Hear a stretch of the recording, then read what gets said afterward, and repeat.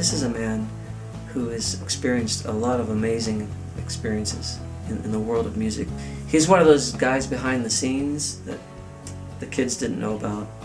His life experiences, no one else has had those life experiences on the industry professional front. Well, the book is called Stumbling on Open Ground, Love, God, Cancer, and Rock and Roll. And this is Ken Mansfield, the author, and quite the music industry legend here in Nashville and really all around. And it's so nice to have you on our show today. Well, it's my pleasure. I'm really excited about being here. So let's tell people a little bit about your history. Okay. You were the U.S. manager of Apple Records, Right. which hopefully you associate that with the Beatles, Yeah. because that's pretty awesome. It was their company. Yeah, and then you also worked with MGM, Capitol as well, and a plethora of artists. I cannot Right. imagine the stories that you have to tell, that's for sure. Well, you know, being with the Beatles and being there, I was also their personal liaison between the UK and the United States, and during that whole era. But the Beatles were already famous. But I started with Waylon and those guys from the very beginning, and we started from maybe when playing a bar room with a screen up so they wouldn't throw the bottles at you. They ended up, headlining major concerts, and they really wouldn't play our records at first because they were outlaw records, and so we were very anti-establishment. But eventually it caught on to the point to where radio station had outlaw formats. And we went from, like I said, the small things to just giant arenas. We would have Hell's Angels following us on the tour bus down the highway, and it was crazy. It was just like seeing something like the Beatle thing happen all over again. So this book covers a lot of different areas in your life. Of course, there's some of the music business stuff. Yeah. This is your fourth book, we might mention, and then but also a lot of personal. A lot of your heart went into this book, from your personal relationship with Christ, and as well as the battles that you've been through dealing with cancer as well. Right. Why did you decide to, in this particular book, talk so openly and honestly, if I might add, about your battle with cancer? Yeah, I think the book is a pretty raw story about dealing with cancer, and it's kind of an between the cracks book for people. You don't usually read things like this, but Joel Miller from Thomas Nelson approached me and my agent about writing the book, and he did want me to incorporate a little bit about the Beatles and stuff like that.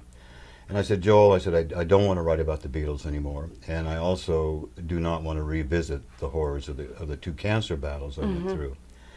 And he said, look, just do me a favor. Here's my concept for the book. Just go try and write a couple chapters, and if you don't want to do it, come back. I sat down and I started writing these two chapters, and it's just like it just took off on its own. That book basically wrote itself. I say it's a book about doubting a God you don't doubt, or it's about not believing in a God that you believe every word he says is true, or questioning a God who you know has all the answers. It's this struggle we go through. A lot of people, and that's why the book is different, when they get into a cancer battle, major battle, you start doubting your faith, and you start getting mad at God, and you start questioning him, and you start doing all these things, and then you feel like, oh, now I'm a bad Christian, and I really shouldn't have these thoughts, And in the book, as I get pretty down and dirty about just what you go through when you're doing this thing. That dialogue, I'm sure, that you were having with God as you battled this. Absolutely, because no matter how many people come around and bring food or offer to mow your yard or help and all that, when it comes down at nighttime, you're alone with your face down the pillow, crying with the pain and stuff like that, and it really always does come down between you and God. And one of the points I try to make in the book is it's okay to tell God you're not having a good time. It's okay, this hurts, okay, take this away. Why is go ahead, even tell me you don't like what he's doing, because he knows what's in your head. And so if you say, oh Lord, I praise you because this is a trial, and I know, no, he knows in the back of your, he knows. It's okay to be honest, Be honest with him, and so have this dialogue, and what it is that's called prayer. That's talking with God. That's all he's asking you. Well, he's asking more, but it's all he's asking you to do in a way. It's just let's chat about this. Right, let's figure out our relationship to this. Let's see where we're supposed to go with this.